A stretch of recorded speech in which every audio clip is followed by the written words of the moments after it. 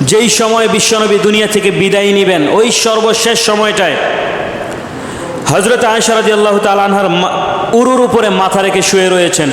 এমন সময় বিশ্বনবীর শালা পাশে দাঁড়ায় রয়েছেন খেজুর গাছের ছোট্ট একটা বাকল নিয়ে।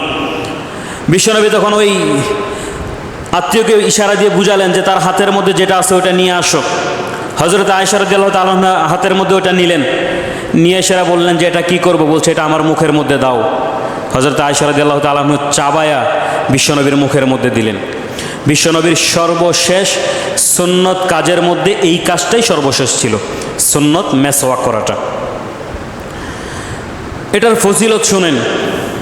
বর্তমান সময়ে বিজ্ঞানীরা বলছে কারো যদি দাঁত ব্যথা হয়, কারো যদি দাঁতের গোড়ার মধ্যে ইনফেকশন হয়ে যায়, তারা যেন মেসওয়াক, এই যে ব্রাশ করা যেন বন্ধ করে দেয়। কারণ যতটুকু থাকে এটা আস্তে আস্তে বাড়তে থাকে।